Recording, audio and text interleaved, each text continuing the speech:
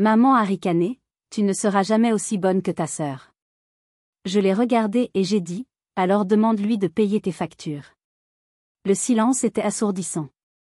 Je m'appelle Amélie, j'ai 28 ans, et j'ai passé la majeure partie de ma vie à croire que j'étais la déception de la famille. Une ombre. Un murmure dans le concert de louanges dédié à ma sœur aînée, Chloé. Pendant des années, j'ai accepté ce rôle de la fille cadette, celle qui n'était jamais tout à fait à la hauteur, celle dont les réussites étaient des anecdotes et les échecs, des certitudes. Mais il y a un moment où c'en est trop. Un moment où les mots, accumulés comme des gouttes de poison, finissent par faire déborder le vase de votre âme. Ce moment est arrivé pour moi un mercredi soir, lorsque ma mère m'a servi la comparaison la plus cruelle de toutes. Elle m'a ricané au nez, avec ce mépris tranquille qu'elle maîtrisait si bien, tu ne seras jamais aussi bonne que ta sœur. Ce qu'elle ignorait, c'est que pendant des mois, c'est moi, la fille ratée, l'artiste bohème, qui payait ses factures et sauvait sa maison de la saisie. Ce jour-là, quand je l'ai regardé droit dans les yeux et que j'ai dit, alors demande-lui de payer tes factures, le silence qui s'est installé était si lourd, si assourdissant, qu'il a semblé aspirer tout l'air de la pièce. Laissez-moi vous raconter comment cette simple phrase a fait exploser des décennies de secrets, de mensonges et de douleurs enfouies. Mais avant de plonger dans les détails de cette histoire qui a changé ma vie, j'aimerais beaucoup savoir d'où vous m'écoutez. C'est une façon pour moi de me sentir moins seule en partageant cela. Dites-moi dans les commentaires de quelle ville ou de quel pays vous êtes, et quelle heure il est chez vous en ce moment. Et s'il vous plaît, si vous aimez les histoires de vie qui sortent de l'ordinaire, ces récits de résilience et de courage, n'oubliez pas de cliquer sur le bouton « J'aime » et de vous abonner pour ne rien manquer. Croyez-moi, vous voudrez savoir comment ce drame familial, ce théâtre de l'absurde, s'est déroulé jusqu'à la fin. J'ai grandi dans la banlieue de Lyon, dans une jolie maison où le soleil semblait toujours briller un peu plus fort sur Chloé. Elle avait 2 ans de plus que moi et une aura de perfection qui la suivait partout. Elle excellait dans tout ce qu'elle entreprenait, sans même paraître faire d'efforts. Pendant que je peinais sur mes équations de mathématiques, Chloé, au même âge, suivait déjà des cours de niveau supérieur. Quand j'ai réussi, après des semaines d'entraînement acharné, à intégrer l'équipe de foot du collège, ma mère m'a félicité d'un « c'est bien », avant d'ajouter immédiatement « tu sais, Chloé était capitaine de l'équipe du lycée au même âge ». La comparaison a commencé très tôt, insidieusement. Lors des réunions parents-professeurs, j'attendais dans le couloir, les mains moites, entendant ma mère discuter de mes notes passables. Et le nom de Chloé revenait toujours, comme un étendard, le modèle que je devais m'efforcer d'atteindre. Amélie est une fille douce, mais elle n'a pas la même motivation naturelle que Chloé, disaient les professeurs, presque en s'excusant. Ma mère hochait la tête d'un air grave, puis passait tout le trajet du retour à m'expliquer comment je devais, plus m'appliquer, suivre l'exemple de ta sœur. Chloé a maintenu une moyenne parfaite tout au long de sa scolarité, tout en jonglant entre son rôle de déléguée des élèves, le club de débat et le bénévolat à l'hôpital. Moi, je luttais pour atteindre un modeste 13 de moyenne, malgré des heures passées à étudier, la tête entre les mains. Mon seul refuge, ma seule bouffée d'oxygène, c'était le cours d'art plastique. C'était le seul endroit où je me sentais vraiment douée, créative, vivante. L'odeur de la peinture à l'huile, la texture de la toile sous mes doigts, c'était mon royaume. Mais quand je montrais fièrement mes peintures à ma mère, elle y jetait un regard distrait et disait « C'est joli, ma chérie. Tu as su que Chloé a encore gagné un concours d'éloquence ?» Les succès de Chloé étaient des événements familiaux. Son admission dans une prestigieuse école de droit à Paris a donné lieu à un dîner de célébration qui a duré des heures, avec des appels de toute la famille pour féliciter le génie de la famille. Quand ma lettre d'acceptation pour un BTS en design graphique est arrivée, ma mère l'a ouverte avec une déception si visible qu'elle m'a physiquement blessée. « Eh bien, a-t-elle soupiré. Au moins, tu continues tes études. » Chloé a toujours dit que les filières courtes avaient leur utilité. J'ai désespérément essayé de trouver ma place. J'ai rejoint le club de théâtre, espérant que la scène serait ma vocation, mais j'ai abandonné après que ma mère a manqué ma première représentation dans un rôle principal pour assister à un tournoi de débat de Chloé. J'ai tenté l'athlétisme, pensant que le sport pourrait enfin me valoir une reconnaissance, mais j'ai arrêté quand ma mère a mentionné nonchalamment que Chloé avait aussi reçu des offres de bourses sportives, mais qu'elle avait, évidemment, choisi l'excellence académique. Même mon talent artistique, constamment louée par mes professeurs, est devenue une autre source de comparaison. Quand j'ai gagné le premier prix d'un concours d'art local pour une de mes toiles, la réaction de ma mère a été tiède. L'art est un joli passe-temps, a-t-elle dit. Mais le stage de Chloé dans ce cabinet d'avocat sera bien plus impressionnant sur son CV. Tu devrais envisager des activités plus pratiques. Le schéma s'est poursuivi sans relâche. Le jour de la remise des diplômes, Chloé a prononcé le discours de major de promotion, tandis que j'étais assise au milieu de la foule, invisible et insignifiante. La hiérarchie visuelle de notre famille était claire pour quiconque entrait dans notre maison. Sur la cheminée, la photo de diplôme de Chloé trônait en bonne place, dans un grand cadre en argent, entouré de ses divers certificats et coupures de presse. Mes photos d'école étaient reléguées dans un petit cadre en bois, caché derrière un trophée de débat de Chloé. Cette cheminée ne servait pas seulement à réchauffer la maison, c'était un monument au succès de Chloé et un rappel quotidien de mon invisibilité. Le passage à l'âge adulte n'a pas diminué les comparaisons, il les a simplement transformées, les rendant plus sophistiquées, plus cruelles. Pendant que Chloé brillait à l'école de droit à Paris, collectionnant les mentions et obtenant des stages dans des cabinets prestigieux, je peinais à trouver ma place dans le monde du travail. Mon BTS en design graphique m'a permis de décrocher un poste dans une petite agence de marketing à Lyon, où je créais des publicités pour des entreprises locales. J'aimais mon travail. Il satisfaisait mes élans créatifs, et le salaire, bien que modeste, me permettait de vivre. Mais pour ma mère, ce n'était rien de plus que « ton petit boulot artistique ». Quand les voisins demandaient des nouvelles de ses filles, son visage s'illuminait en décrivant les exploits de Chloé, ma future grande avocate. Puis, elle mentionnait brièvement, presque à contre-cœur, que je faisais quelques créations pour des boîtes du coin.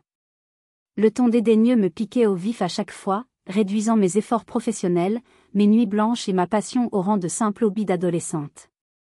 La carrière de Chloé, elle, a continué son ascension fulgurante. Elle a été embauchée par un des plus grands cabinets d'avocats de Paris, avec un salaire de départ qui représentait 3 fois mon revenu annuel. Ses cartes de visite portaient des titres impressionnants, et ses affaires faisaient parfois la une des journaux locaux.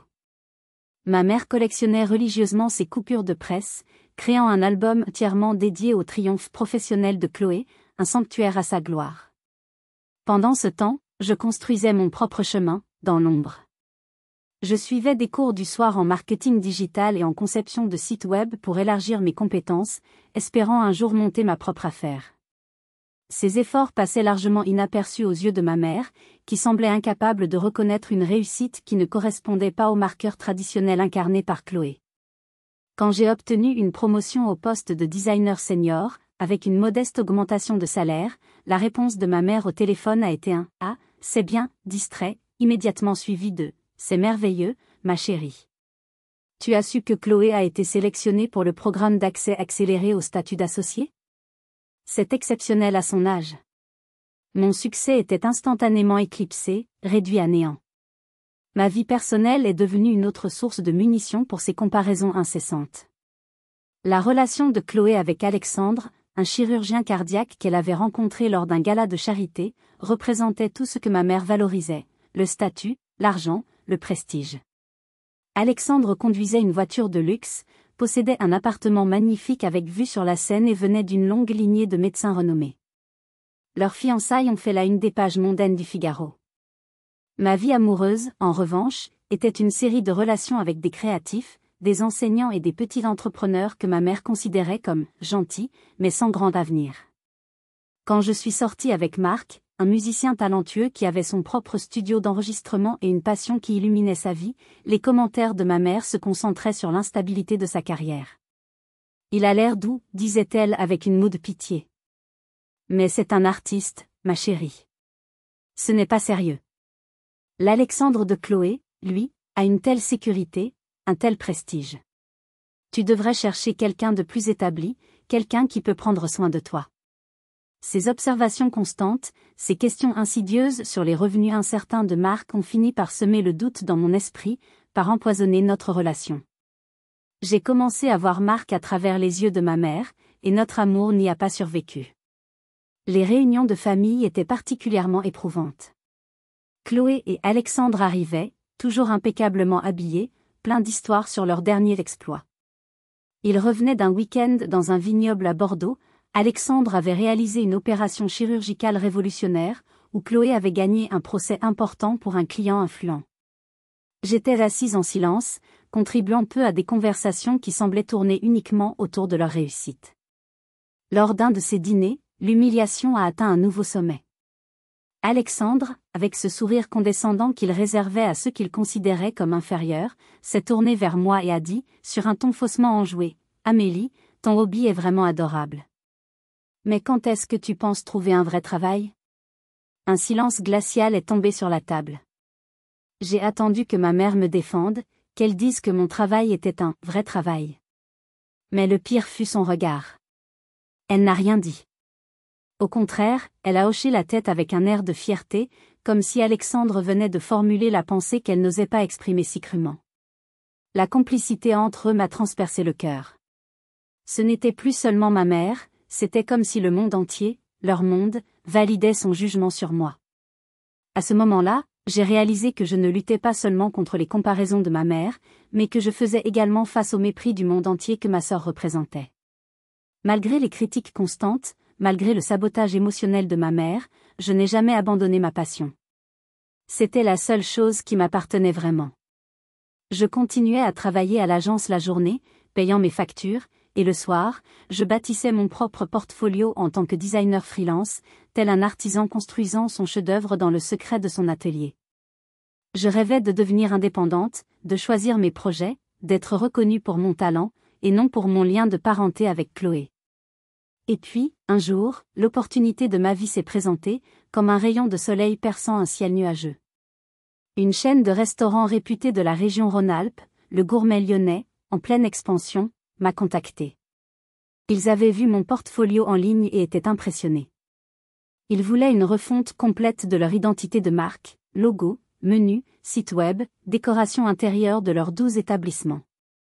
C'était un contrat énorme, un projet qui pouvait non seulement me garantir une sécurité financière pour plus d'1 an, me permettant enfin de quitter l'agence, mais aussi lancer ma carrière à un tout autre niveau. C'était le genre de projet qui fait un nom dans le milieu. J'étais euphorique. J'ai passé des nuits entières à préparer ma proposition, mon cœur battant à chaque nouvelle idée, chaque croquis. J'y ai mis toute mon âme. Quand ils m'ont rappelé pour me dire que j'avais été choisie parmi plusieurs agences bien établies, j'ai cru que j'allais m'évanouir de joie. J'ai pleuré, j'ai ri, j'ai dansé seule dans mon petit appartement. C'était la validation que j'attendais depuis si longtemps. La preuve que je n'étais pas juste la sœur d'eux, que j'avais ma propre valeur. La première personne à qui j'ai voulu l'annoncer, c'était ma mère. Dans un élan d'optimisme insensé, une part de moi espérait encore son approbation. J'ai pensé que cette fois, ce serait différent. Ce succès était trop grand, trop concret pour être balayé d'un revers de main. Je suis allée chez mes parents, le contrat presque signé à la main, un sourire jusqu'aux oreilles. Maman, j'ai une nouvelle incroyable. J'ai décroché le contrat avec le Gourmet Lyonnais. Au début, elle a semblé surprise, presque impressionnée. Elle a posé des questions sur les détails, le montant. J'ai tout expliqué avec enthousiasme, mon cœur léger pour la première fois depuis des années. J'ai cru voir une lueur de fierté dans ses yeux. J'aurais dû savoir que ce n'était qu'un mirage. 2 jours plus tard, mon téléphone a sonné. C'était le directeur marketing de la chaîne. Sa voix était gênée, presque fuyante. « Amélie, je suis vraiment désolée. Nous allons devoir annuler notre collaboration. Des circonstances imprévues. » J'étais abasourdie. Le sol s'est dérobé sous mes pieds. Je ne comprenais pas. Tout était parfait. J'ai demandé des explications, mais il est resté vague, marmonnant des excuses sur un changement de direction stratégique. Mon monde s'est effondré. J'ai passé la journée à pleurer, convaincue que j'étais maudite. Mais une petite voix au fond de moi, une voix de combattante endurcie par des années de déception, me disait que quelque chose n'allait pas. Le directeur avait laissé échapper une phrase, « Nous avons reçu un appel inquiétant concernant votre fiabilité. » Inquiétant ? De qui ? La vérité m'a frappé comme la foudre, une pensée si horrible que j'ai d'abord refusé d'y croire. J'ai fouillé dans les vieux contacts de ma mère et j'ai trouvé le nom du propriétaire de la chaîne de restaurants. C'était une vieille connaissance de la famille, quelqu'un que ma mère connaissait depuis des années. Le cœur battant, les mains tremblantes, j'ai appelé cet homme. Après quelques hésitations, sentant ma détresse, il m'a tout avoué. Ma propre mère l'avait appelé. Elle lui avait dit qu'elle était très inquiète pour moi, que ce projet était trop gros pour mes petites épaules. Elle avait dit que j'étais talentueuse mais pas fiable, que j'avais tendance à ne pas finir ce que je commençais. Elle avait dit qu'elle faisait ça par amour, pour me protéger de l'échec et me pousser à chercher un emploi stable et sécurisant comme celui de Chloé. Elle avait méthodiquement, consciemment, saboté la plus grande opportunité de ma vie. Quand je suis retournée la voir, tremblante de rage et de chagrin, et que je l'ai confrontée, elle n'a montré aucun remords. « Je n'ai fait ça que pour ton bien », a-t-elle dit, le visage dur, impénétrable. « Tu ne comprends pas le monde réel. Un jour, tu me remercieras. » Elle avait détruit mon rêve au nom de l'amour. J'étais anéantie. Franchement, que feriez-vous à ma place? Comment réagiriez-vous face à une telle trahison de la part de votre propre mère? Dites-le moi dans les commentaires, j'ai vraiment besoin de savoir ce que vous en pensez, car à ce moment-là, je me sentais complètement seule. Elle a non seulement ruiné mon contrat, mais aussi une partie de mon espoir.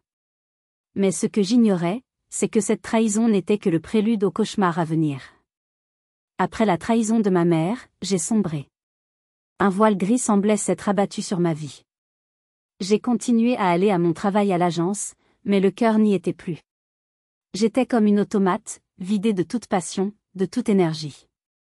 Chaque coup de crayon, chaque choix de couleur me rappelait le rêve qu'on m'avait volé. J'ai coupé les ponts avec ma mère. Complètement. Je ne répondais plus à ses appels, je supprimais ses messages sans les lire. La douleur était trop vive, la blessure trop profonde pour même envisager le pardon. Mon père, Gérard, m'appelait parfois, sa voix pleine d'une tristesse impuissante. Il était pris entre deux feux, aimant sa femme mais voyant la peine qu'elle m'infligeait. Il essayait de la défendre, maladroitement. « Ta mère s'inquiète pour toi, tu sais, » disait-il. Elle ne voulait que ton bien. Mais ces mots sonnaient creux, comme une excuse usée. Comment le sabotage pouvait-il être une preuve d'amour? Et puis, quelques mois plus tard, alors que je commençais à peine à remonter la pente, l'impensable s'est produit. C'était un mardi matin.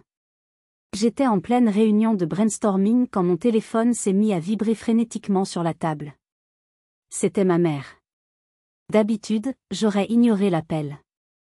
Mais cette fois, une intuition, une angoisse sourde m'a poussé à répondre. Sa voix était hystérique, déformée par la panique, à peine cohérente. « C'est ton père ? Il s'est effondré, au travail, l'ambulance. » Les mots étaient entrecoupés de sanglots. J'ai tout laissé en plan. J'ai marmonné une excuse à mes collègues, j'ai couru hors de la salle de réunion, j'ai sauté dans ma voiture et j'ai conduit jusqu'à l'hôpital, le cœur martelant ma poitrine. Chaque feu rouge était une torture. Des images horribles défilaient dans ma tête, mon père, son sourire bienveillant, son rire. Je ne pouvais pas le perdre. J'ai trouvé ma mère dans la salle d'attente des urgences, recroquevillée sur une chaise en plastique, le visage ravagé par les larmes. Pour la première fois de ma vie, elle m'a semblé petite, fragile, perdue. Toute ma colère, toute ma rancœur se sont évaporées. Je n'ai vu qu'une femme terrifiée qui avait peur de perdre l'homme de sa vie. Je l'ai prise dans mes bras. Pendant les 8 heures qui ont suivi, nous avons attendu, suspendus au moindre mot des médecins. C'étaient les heures les plus longues de ma vie, un purgatoire fait de couloirs aseptisés et de bips de machines. Le diagnostic est tombé comme un coup près. Crise cardiaque. Infarctus du myocarde. Mon père, cet homme que je croyais invincible, un roc, était entre la vie et la mort. Il a été transporté d'urgence en salle d'opération. L'attente était insoutenable. Chloé, prévenue, a pris le premier TGV depuis Paris. Elle est arrivée, le visage blême, son tailleur impeccable jurant avec l'ambiance anxiogène de l'hôpital. Nous nous sommes serrés les unes contre les autres, unis par la peur, les rivalités et les blessures oubliées pour un temps. L'opération a été un succès. Les chirurgiens avaient sauvé mon père. Mais le chemin de la guérison serait long. Il devrait rester hospitalisé pendant plusieurs semaines, suivi de mois de rééducation cardiaque. Plus important encore, il serait incapable de travailler pendant au moins 6 mois, peut-être plus. Mon père était proviseur de lycée. Son salaire était la principale, presque l'unique, source de revenus de la famille. C'est pendant la 2e semaine d'hospitalisation de mon père que ma mère m'a révélé l'ampleur du désastre. Un soir, alors que nous étions seuls dans la chambre d'hôpital silencieuse, à peine éclairée par la veilleuse, elle a fondu en larmes. Elle m'a avoué qu'ils vivaient au-dessus de leurs moyens depuis des années. Des crédits à la consommation pour maintenir un certain standing, des découverts bancaires devenus chroniques. Leurs économies avaient été anéanties par des dépenses imprévues et des réparations sur la maison. Ils vivaient d'un salaire à l'autre, jonglant constamment avec les dettes. L'absence prolongée de mon père allait créer une crise financière immédiate, surtout avec les frais médicaux qui commençaient à s'accumuler et que leur mutuelle ne couvrirait pas entièrement. « Je ne sais pas ce que nous allons faire, Amélie, a-t-elle sangloté, en griffonnant des chiffres affolants sur un carnet.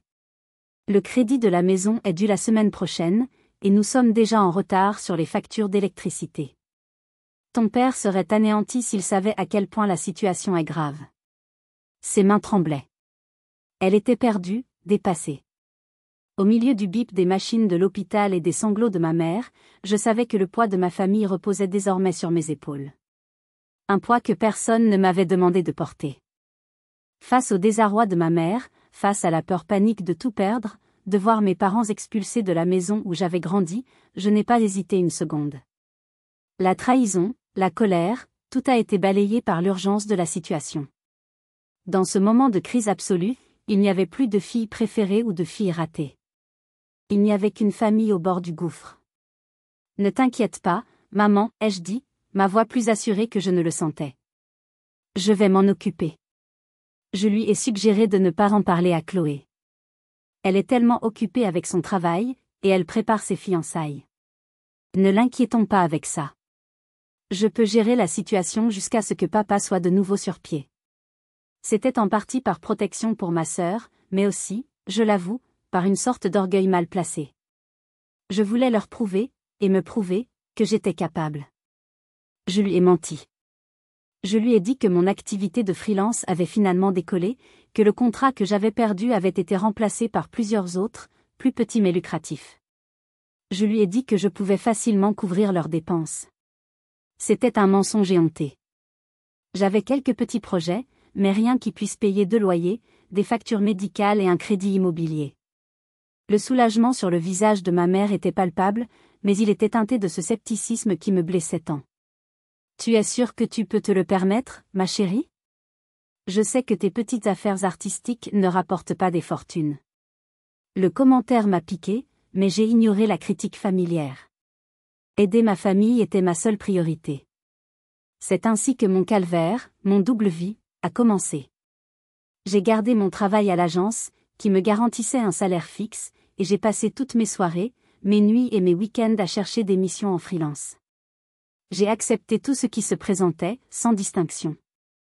J'ai créé des sites web pour des petites entreprises jusqu'à 3 heures du matin, conçu des brochures pour des associations locales pendant ma pause déjeuner, réalisé des logos pour des artisans le dimanche.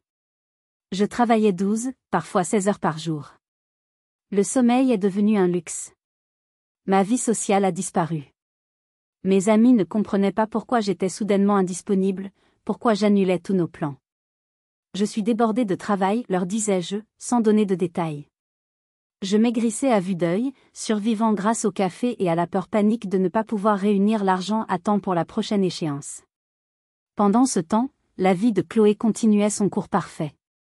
Elle appelait ma mère tous les jours pour prendre des nouvelles de papa, ce qui était touchant, mais la conversation dérivait inévitablement sur ses propres succès, une affaire importante qu'elle venait de gagner, les préparatifs de ses fiançailles avec Alexandre, le choix de la bague en diamant. Ma mère me racontait tout cela avec des étoiles dans les yeux, sans jamais mentionner la crise financière ou mes contributions pour la résoudre. L'ironie de la situation était cruelle, presque comique dans sa tragédie. Pendant que Chloé discutait du traiteur pour sa fête de fiançailles, je négociais des délais de paiement avec la compagnie d'électricité pour que mes parents ne se retrouvent pas dans le noir. Pendant qu'elle essayait des robes de créateur, je portais les mêmes vêtements depuis des mois pour économiser le moindre euro. En 3 mois, j'avais versé plus de 15 000 € sur le compte de mes parents. J'avais vidé mon livret A, mon plan d'épargne, tout. J'étais à découvert, vivant moi-même sur le fil du rasoir, angoissée à chaque fois que je passais ma carte bancaire. Mais ce qui me faisait le plus mal, ce n'était pas la pression financière. C'était l'attitude de ma mère. Elle prenait l'argent comme un dû, sans jamais vraiment demander d'où il venait. Elle continuait à me traiter avec la même condescendance. Quand je lui disais que j'étais épuisée de travailler tard, elle me suggérait de mieux gérer mon temps, comme Chloé. Quand je ne pouvais pas venir à un dîner de famille à cause d'une échéance pour un client, elle commentait que Chloé, elle, trouve toujours du temps pour sa famille malgré son emploi du temps chargé. J'étais leur bouée de sauvetage, mais pour elle, je restais un poids mort. C'est assez ironique, n'est-ce pas? J'étais en train de sauver notre famille de la ruine, pendant que ma sœur planifiait une fête somptueuse. Et vous n'allez pas croire à quoi ma mère a utilisé une partie de l'argent que je lui donnais. Chaque chèque que je donnais à ma mère signifiait qu'un PAN de mon avenir s'envolait. Mais ce qui me faisait le plus mal, c'était que mon sacrifice était totalement invisible à ses yeux. Le point de rupture, ce moment où la coupe pleine ne fait pas que déborder mais explose en 1000 morceaux, s'est produit lors de la fête de fiançailles de Chloé. Malgré nos difficultés financières criantes, ma mère avait insisté pour organiser une réception digne de sa fille. Et avec quoi a-t-elle payé les traiteurs, la location des tables élégantes et les compositions florales extravagantes? Avec l'argent que je lui avais donné. L'argent que je gagnais en sacrifiant mon sommeil, ma santé et ma propre stabilité financière. Elle a transformé le jardin de notre maison d'enfance en une vitrine de son succès parental, une célébration de sa fille parfaite, une fête entièrement financée par les larmes et la sueur de sa fille, ratée. La veille, j'avais travaillé jusqu'à 4 heures du matin sur un projet urgent pour pouvoir verser l'argent nécessaire pour le traiteur. J'ai passé toute la matinée de la fête à aider aux préparatifs. J'étais l'assistante non rémunérée, la petite main invisible. J'ai disposé les fleurs, dressé les tables, tout en recevant des ordres de ma mère, qui dirigeait chaque détail avec une précision militaire, le stress la rendant encore plus cassante que d'habitude. Assure-toi que les marque-places de Chloé soient parfaitement alignées, m'a-t-elle ordonné, sans même un regard. Tout doit être absolument impeccable pour son jour spécial. J'ai souri et obéi, ravalant le ressentiment qui me brûlait la gorge comme un acide. Je me sentais comme une étrangère, une employée dans la célébration de la vie d'une autre. Chloé et Alexandre sont arrivés, resplendissants, comme un couple de stars de cinéma. Elle portait une robe de créateur qui a dû coûter mon salaire d'un mois, sa bague de fiançailles scintillant à son doigt comme un phare. Il était à ses côtés, dans un costume parfaitement taillé, discutant de ses dernières prouesses chirurgicales avec la 50aine d'invités que ma mère avait conviés. C'était tout ce que ma mère avait imaginé, une fête digne de sa fille qui avait réussi. Pendant les discours, les parents et amis se sont succédés pour louer les accomplissements de Chloé et son choix d'un fiancé si impressionnant. Mon oncle a levé son verre à la success story de la famille, tandis que ma tante s'extasiait sur la fierté que ma mère devait ressentir d'avoir une fille aussi exceptionnelle. Je me tenais à l'arrière, près du buffet, applaudissant poliment, me sentant de plus en plus invisible, de plus en plus étrangère à ma propre famille. Le moment qui a fait voler en éclats le peu de patience qui me restait est arrivé lorsqu'une voisine, Madame Dubois, une femme adorable qui me connaissait depuis que j'étais en couche, s'est approchée de ma mère. « Alors, comment vont vos 2 charmantes filles ?» a-t-elle demandé avec un sourire bienveillant, en me faisant un clin d'œil amical. La réponse de ma mère a révélé toute l'étendue de ses véritables sentiments, sans filtre, sans pitié, avec une cruauté désinvolte qui m'a glacé le sang. Oh, Chloé est évidemment épanouie, a-t-elle commencé, en faisant un geste large et fier vers le couple heureux. Elle est en passe de devenir associée dans son cabinet, fiancée à cet homme merveilleux, et elle prépare le plus beau des mariages. Puis, elle a marqué une pause, a tourné son regard vers moi, qui était juste à côté, et a ajouté avec un petit rire dédaigneux, comme si elle partageait une blague entre adultes, « Et Amélie, eh bien. » Amélie cherche encore sa voie avec ses petits projets artistiques. Ses petits projets artistiques. La phrase a été prononcée avec une telle désinvolture, devant des gens qui me voyaient grandir. C'était comme si elle me déshabillait en public, exposant ma prétendue insignifiance, mon échec. J'avais travaillé jusqu'à l'épuisement pour maintenir cette famille à flot, sacrifiant ma propre sécurité, pour être réduite à quelqu'un qui cherche encore sa voie. L'humiliation me brûlait la poitrine. J'ai vu le regard des autres changer, se remplir de cette pitié condescendante que je détestais tant. Les amis et voisins hochaient la tête avec sympathie, me regardant clairement comme la déception de la famille, la pièce défectueuse. J'ai senti les larmes monter, chaudes et piquantes, mais je les ai refoulées. Je ne leur donnerai pas cette satisfaction. Je me suis excusée poliment, prétextant devoir vérifier quelque chose en cuisine, et je me suis réfugiée à l'intérieur, le cœur en miettes, le son des rires et des conversations me parvenant comme un écho lointain d'un monde auquel je n'appartenais pas. Je me tenais là, au milieu des rires de la fête que j'avais organisée, et j'ai réalisé que je n'étais pas seulement invisible. Aux yeux de ma mère, j'étais un pitoyable raté. La vie a repris son cours après la fête, ou plutôt, mon esclavage volontaire a continué dans un silence encore plus lourd. Mon père commençait sa rééducation, les progrès étaient lents et frustrants pour lui. Les factures, elles, ne ralentissaient pas, impitoyables et régulières. Chaque début de mois, je faisais le même pèlerinage chez mes parents, avec une enveloppe contenant le chèque pour le crédit de la maison. C'était devenu un rituel silencieux et douloureux, un rappel constant de ma situation. 2 semaines après la fête de fiançailles, je suis passé un mercredi soir pour déposer l'enveloppe. L'air était lourd, chargé d'une tension non dite depuis l'humiliation publique que j'avais subie. Je suis entré dans la cuisine et j'ai trouvé ma mère assise à table, plongée dans des magazines de mariage que Chloé avait laissés lors de sa dernière visite. Elle prenait des notes, comparait des lieux de réception, des arrangements floraux pour ce qu'elle avait commencé à appeler l'événement de la décennie. J'ai posé l'enveloppe sur le comptoir. Le montant représentait près de la moitié de mes revenus mensuels, un sacrifice qui exigeait un budget de guerre et un travail acharné. Pourtant, ma mère a pris l'enveloppe sans même un regard, sans un mot de remerciement, comme si l'argent se matérialisait par magie plutôt que de provenir du compte en banque vidé de sa fille. Elle l'a glissé dans un tiroir et est immédiatement retournée à ses magazines. Chloé a trouvé le lieu le plus exquis, a-t-elle annoncé, sans lever les yeux, sa voix pleine de rêverie. Le château de Bagnols a une disponibilité pour le printemps prochain, elle va verser un acompte demain. La salle de bal surplombe les vignobles, ils peuvent accueillir 300 invités. C'est exactement ce qu'elle mérite pour son jour spécial. J'ai fait un calcul mental rapide.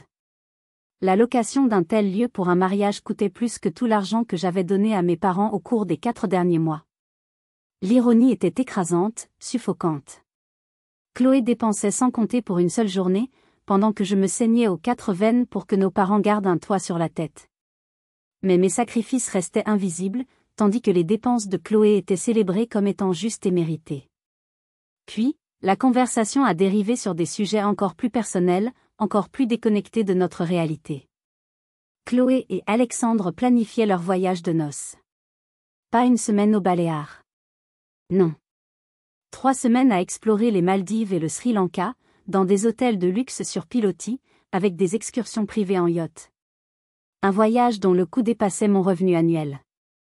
Ma mère écoutait les détails que Chloé lui avait donnés au téléphone, les yeux brillants de désir, vivant par procuration à travers le luxe de sa fille aînée. Puis, elle a soupiré, un long soupir théâtral, plein d'apitoiement sur soi. Ah, ce que ça doit être merveilleux de pouvoir s'offrir de tels luxes, a-t-elle dit, en me regardant presque avec reproche, comme si ma situation financière modeste était la cause de tous ces maux. Je ne me souviens même plus de la dernière fois que ton père et moi avons pris de vraies vacances. On parle d'aller voir ta tante à Nice depuis des années, mais on ne semble jamais avoir l'argent pour voyager. Cette phrase. C'était la goutte d'eau. La phrase de trop. L'insulte finale. L'argent qui aurait pu les emmener à Nice, et bien plus encore, était celui que je lui avais donné. Il avait servi à payer leurs factures, leurs médicaments, leur nourriture. Et même la fête de sa fille parfaite. Mais dans son esprit, ce lien n'existait pas. Mon soutien pratique était invisible, une simple commodité, éclipsée par le style de vie glamour de Chloé. La tension dans la pièce était palpable, électrique. Chaque mot qu'elle prononçait était une petite coupure supplémentaire, un rappel de mon inadéquation. Mes réserves émotionnelles étaient à sec, épuisées par des mois de stress financier, de surmenage et de critiques incessantes. Je sentais quelque chose monter en moi, une vague de fond, une force que je ne me connaissais pas. Elle m'a regardé, non pas comme un bienfaiteur, mais comme un importun. Puis elle a prononcé la phrase qui a brisé 28 ans de silence. Ma mère a finalement détourné son attention des magazines de mariage pour la poser sur moi. Son regard n'était plus rêveur, il était scrutateur, critique. Elle a examiné mes vêtements simples, un jean et un pull fatigué, mes cheveux attachés à la hâte, les cernes bleuâtres sous mes yeux que même l'anti-cerne ne pouvait plus cacher. Tu sais, Amélie, a-t-elle commencé d'un ton professoral, celui qu'elle utilisait pour me faire la morale quand j'étais enfant, tu devrais vraiment prendre un peu plus soin de toi.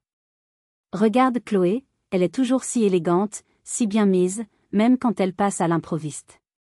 Et cette histoire de freelance, ça fait des années maintenant, et tu as toujours du mal financièrement. Il est peut-être temps d'accepter que certaines personnes, comme toi, sont faites pour des chemins plus traditionnels, plus sûrs. Ces mots m'ont frappé comme des coups de poing. Chaque comparaison était un rappel de mon échec supposé. Les difficultés financières qu'elle mentionnait étaient directement, uniquement, liées au fait que je les soutenais, mais cette connexion semblait lui échapper complètement. C'était une cécité volontaire, un déni confortable. Dans son esprit, le succès de Chloé se justifiait de lui-même, tandis que mes sacrifices n'étaient qu'une preuve de mes mauvais choix de vie, de mon incapacité à réussir. La colère montait en moi, une vague chaude et puissante qui menaçait de tout emporter. Mais je suis restée silencieuse, serrant les poings si fort que mes ongles s'enfonçaient dans mes paumes. C'est alors qu'elle a porté le coup de grâce. Elle s'est levée, s'est approchée de moi et m'a regardé droit dans les yeux. Son expression n'était plus seulement critique, c'était un mélange de déception et de frustration exaspérée, comme si j'étais un problème qu'elle n'arrivait pas à résoudre. Ses prochains mots allaient tout changer entre nous, franchissant une ligne qui ne pourrait jamais être effacée. Je ne comprends tout simplement pas pourquoi tu ne peux pas être plus comme ta sœur. Chloé a tout compris.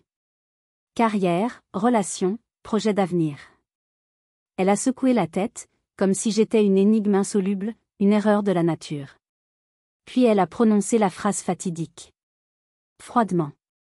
Sans émotion. Comme une sentence. Tu ne seras jamais aussi bonne que ta sœur, Amélie. Le plus tôt tu l'accepteras, le plus tôt tu pourras trouver un moyen d'être satisfaite avec moi. Les mots sont restés suspendus dans l'air entre nous, plus cruels que tout ce qu'elle avait jamais dit auparavant. La façon dont elle les a prononcés les rendait encore plus dévastateurs, comme si elle énonçait un fait scientifique, une vérité universelle, plutôt que de détruire le peu d'estime de soi de sa propre fille. Pendant 28 ans, j'avais soupçonné que c'était ce qu'elle pensait vraiment. Mais l'entendre dit si crûment, c'était dévastateur. Mais quelque chose d'inattendu s'est produit à cet instant de douleur absolue.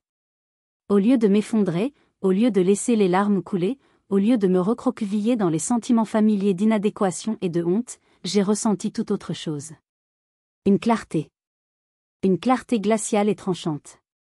Le brouillard de des années de doute, de culpabilité et d'autodépréciation s'est soudainement levé, révélant la vérité de notre situation avec une précision stupéfiante. Ce n'était pas moi, l'échec. C'était moi, la fille qui avait été là quand ça comptait vraiment. La réponse qui est sortie de ma bouche m'a surprise moi-même par sa conviction calme. Ma voix ne tremblait pas. Elle était basse, mais elle portait. Alors, demande-lui de payer tes factures. L'expression de ma mère est passée de la supériorité suffisante à la confusion choquée. Qu'est-ce que tu as dit, a-t-elle balbutié, comme si elle n'avait pas bien entendu. J'ai répété, plus fort cette fois, chaque syllabe pesant une tonne, chaque mot une brique que je lançais contre le mur de son déni. J'ai dit, demande-lui de payer tes factures. La couleur a quitté son visage. Demande à ta fille qui a réussi de couvrir ton crédit immobilier. Demande-lui de payer les frais médicaux de papa. Demande-lui de gérer les factures d'électricité, la facture de la voiture et toutes les autres dépenses que je couvre seule depuis 4 mois.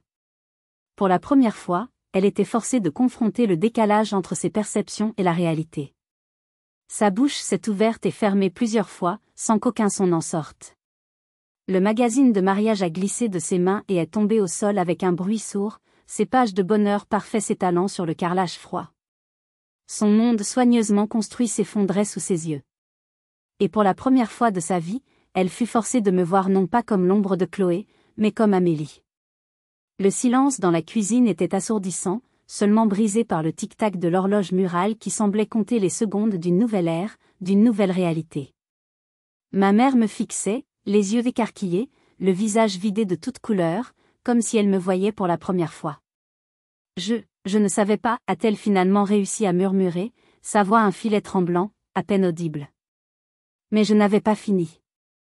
Le barrage de 28 années de ressentiment, de frustration et de paroles non dites venait de céder, et la vérité déferlait, impossible à arrêter. Tu ne savais pas quoi, maman, ai-je demandé, ma voix toujours calme mais chargée du poids de mois de frustration accumulée. Que pendant que Chloé planifiait des fêtes de fiançailles et des vacances en Europe, je travaillais 16 heures par jour pour vous empêcher de perdre votre maison? Que pendant que tu te vantais de son bureau d'angle et de son salaire à 6 chiffres, je vidais mon compte épargne pour payer les médicaments de papa? Ma voix est restée posée, mais chaque mot était une pierre jetée dans le lac tranquille de ses illusions. J'ai sorti mon téléphone. J'étais prête pour ce moment, sans même le savoir. J'ai ouvert mon application bancaire et j'ai commencé à lui montrer les preuves, ligne par ligne, virement par virement. Le crédit de mars, 1200 €, mon argent. Les factures d'avril, 450 €, mon argent. Les ordonnances de papa, 200 € par mois, mon argent. Le traiteur pour la fête de Chloé, 2000 €, mon argent. La liste continuait, implacable, et à chaque révélation, le visage de ma mère se décomposait un peu plus. « Pourquoi ne m'as-tu rien dit ?» a-t-elle chuchoté, les larmes commençant à perler au coin de ses yeux. Mais nous connaissions toutes les deux la réponse. C'était une question malhonnête. Je te l'ai dit, maman. Chaque fois que je te tendais une enveloppe. Chaque fois que je mentionnais que je travaillais des heures supplémentaires. Chaque fois que je disais que j'aidais avec les dépenses. Tu as juste choisi de ne pas le voir, de ne pas entendre, parce que ça ne correspondait pas à ton histoire de la fille qui réussit et de celle qui peine. Reconnaître mon aide aurait ruiné ton récit parfait. La vérité était libératrice, comme une bouffée d'air frais après des années d'asphyxie.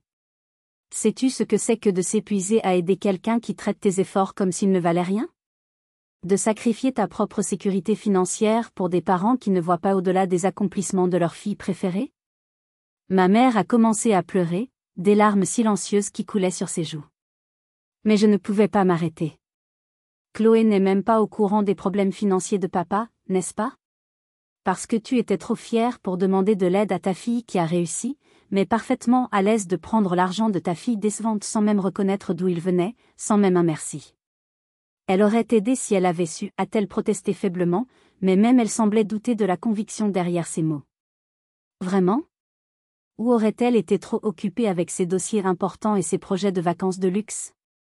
On ne le saura jamais, parce que tu ne lui as jamais donné la chance de prouver si ta fille parfaite se montrerait à la hauteur quand sa famille avait vraiment besoin d'elle. La conversation a duré encore 1 heure. Elle a alterné entre des justifications défensives, je voulais juste vous protéger toutes les deux, et des excuses larmoyantes. Elle a essayé d'expliquer son comportement comme venant d'un désir de vouloir le meilleur pour nous deux, mais ses explications tombaient à plat face à la réalité de la façon dont son favoritisme s'était manifesté pendant une crise réelle. J'ai été claire. Je ne regrettais pas d'avoir aidé, mais j'en avais fini d'être traitée comme la fille inférieure tout en fournissant le soutien supérieur.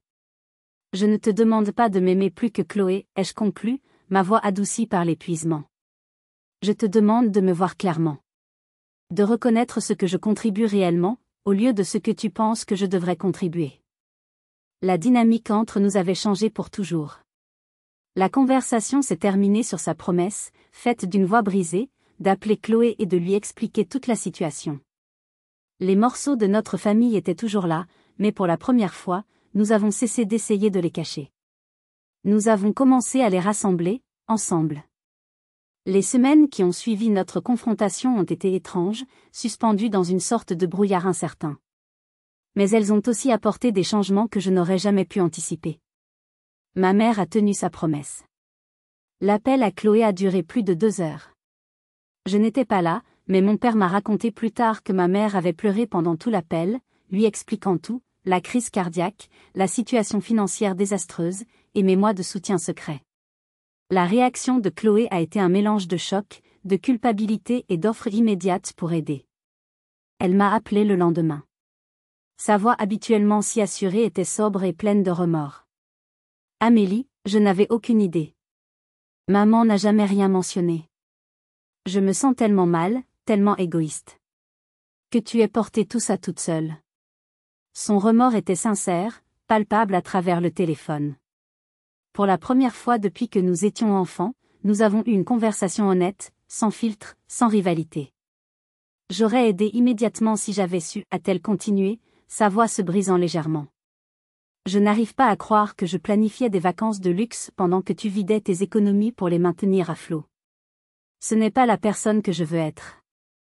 Chloé a immédiatement organisé un virement pour me rembourser intégralement et a mis en place un soutien financier mensuel et conséquent pour nos parents, prenant le relais. Plus important encore, la relation entre Chloé et moi a commencé à guérir. Nous avons commencé à avoir des conversations téléphoniques régulières où elle me posait des questions sur mon entreprise, s'intéressait sincèrement à mes projets et écoutait réellement mes réponses. Elle a commencé à me référer des clients de son réseau parisien, vantant mon talent incroyable. La transformation de ma mère a été plus progressive, mais tout aussi significative. Le choc initial a évolué vers un véritable effort pour changer. Elle a commencé à me poser des questions sur mes clients par leur nom, à célébrer quand je décrochais de nouveaux contrats, et à s'arrêter au milieu d'une phrase quand elle commençait à faire des comparaisons. Ce n'était pas parfait. Des décennies d'habitude ne disparaissent pas du jour au lendemain. Mais maintenant, quand elle se surprenait à faire un commentaire désobligeant, elle s'arrêtait, rougissait légèrement et s'excusait. « Je suis désolée, Amélie. C'est l'ancienne moi qui parle. Raconte-moi en plus sur ce projet qui t'enthousiasme. » 6 mois après cette confrontation qui a changé ma vie, nous nous sommes réunis pour le dîner de Noël. La dynamique était complètement différente. Chloé et Alexandre étaient là, ainsi que David, un enseignant adorable et passionné que j'avais commencé à fréquenter. La conversation était fluide, naturelle, sans la tension sous-jacente d'autrefois. Ma mère avait préparé mes plats préférés aux côtés de ceux de Chloé, un petit geste qui signifiait énormément. Quand mon oncle a demandé des nouvelles des filles, la réponse de ma mère a reflété sa nouvelle compréhension. Chloé fait un travail formidable au cabinet, et Amélie a bâti une entreprise de design si impressionnante, elle est si créative. Je suis fière de la façon dont mes 2 filles ont construit des carrières si différentes mais si réussies. Mon cœur s'est serré en l'entendant. Ma propre vie a commencé à s'épanouir. Libérée du fardeau financier et émotionnel, mon entreprise a continué de croître, au point que j'ai pu quitter mon emploi à l'agence et me consacrer entièrement à ma passion. La confiance que j'ai acquise en me défendant s'est traduite par de meilleures relations avec les clients et des projets plus ambitieux. Plus tard dans la soirée, alors que nous aidions à débarrasser, ma mère m'a prise à part dans la cuisine, à l'endroit même où tout avait explosé. « Amélie, a-t-elle dit, les larmes aux yeux. Je veux que tu saches à quel point je suis désolée. Pour toutes ces années où je t'ai fait sentir inférieure à Chloé. Vous étiez 2 filles merveilleuses de manière différente, et j'étais trop aveugle, trop obsédée par une seule forme de réussite pour le voir. Tu as sauvé notre famille cette année, pas seulement financièrement, mais émotionnellement aussi. Tu m'as appris à être une meilleure mère. » Son excuse était sincère et spécifique. J'ai accepté ses excuses, sentant un poids final se lever de mes épaules. Le processus de guérison était en cours, et il serait long, mais il était réel. En repensant à cette confrontation dans la cuisine, je réalise que ce fut le moment le plus important de ma vie d'adulte. Trouver le courage de dire la vérité à la personne qui avait contrôlé mon image de moi pendant des décennies était terrifiant, mais c'était aussi incroyablement libérateur. La petite fille qui avait passé des années à chercher l'approbation avait enfin appris à s'approuver elle-même. Mon histoire vous a-t-elle touché ? Avez-vous déjà eu un moment où vous avez enfin trouvé le courage de vous défendre après des années à être sous-évalué ? J'adorerais lire vos histoires dans les commentaires ci-dessous. Et si cette histoire a résonné en vous, s'il vous plaît, donnez-lui un « j'aime » et partagez-la avec quelqu'un qui pourrait avoir besoin d'entendre que sa valeur n'est pas déterminée par les comparaisons des autres. N'oubliez pas de vous abonner pour plus d'histoires de la vie réelle sur la recherche de sa voix et la revendication de sa valeur. Merci d'avoir écouté mon parcours. Le chemin vers la découverte de soi est difficile, mais il en vaut la peine. Car parfois, il faut affirmer sa valeur aux autres pour enfin y croire soi-même.